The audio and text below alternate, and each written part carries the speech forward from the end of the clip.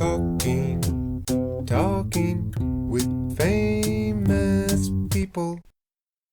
Me, Eric, and Kim, we were having a conversation about the clocks changing and the disorientation of the clocks changing. And I wondered if we could link that in any way, in that the SI user is saying there's a disorientation between what's expected. So one clock may say one thing, time may be running differently for somebody else, etc.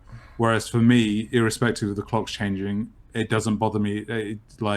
It's all one big blur anyway. Well, you notice how she positioned it in terms of this actual house space. She said, you've got clocks all around the house, and now they've got different times on them, and that's a problem. So she's actually relating to the objects in the space around the house that relate to time. I'm a little more metaphysical than that. I'm like, I forgot about the time change. Yeah, and I also thought there was one thing which was very, very interesting, which is I've experienced something similar with the ISJ that I know, which is that preparatory adjustment. So Kim knew that the clocks were going to change, and she said something along the lines of, "Oh, we should do it the day before, the night before, in advance for the morning that's going to come through." And it's as though sort of like the time is not necessarily important. It's the stabilization of what the time represents, which is the important thing. Right. Staying on schedule. Yes. Staying on schedule. Right. But see, because of my line of work, that's how I live every day. My appointments are booked. My appointments are in a book. And I may not even know if it's Monday, Wednesday, Tuesday, or Thursday, or Friday, whatever. I just know that yesterday I did Joan, and so today I'm doing Shirley because she's on the book. So I'm not really paying attention to the days per se, but I have to... It all links back to the self, right? She knows that after I do Shirley, I do Bob, And so then, and that Louise always comes on... Monday, and I have to give her 2 hours, so I will mark out of my book 2 hours because I know it's going to take me 2 hours to do her. Bob's only going to take a half hour, so I'm only going to mark out a half for him. If I want to book an appointment after him, I need to give myself 15 more minutes to clean up after him and then start Steve. Steve will take 45 minutes because he takes longer. So I'll give him a whole hour. 45 minutes for a haircut, 15 minutes for jibber jabber.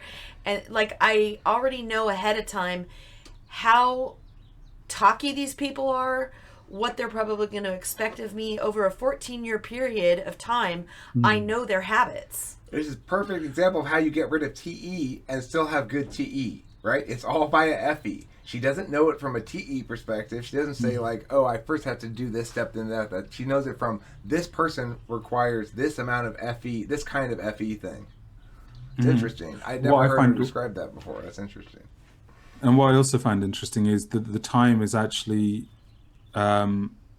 subjective, i.e. the time is for what the subject does with that time. It's not there which existent before or after the subject and what they do with it. So it's how does she make use of that time as something that she actually owns. So for example, changing the clock, it's not important that the rest of the world is operating on the time before the clocks change. Do you know what I'm talking about? It's as though it doesn't matter what is universal. It only matters what is subjectivist for what is important to me and how I treat time. Yeah. The other thing that I wanted to just quickly say before we finish off was to do with the encapsulation of fluid systems versus it being open.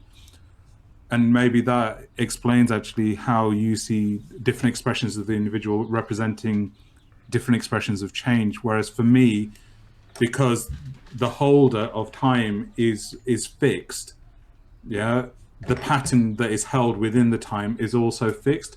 Whereas for you, because there's an openness, there is no boundary to it, the individual can just change within that because the individual is inherently tied to time, and time itself is subjective. Yeah. Talking with famous people.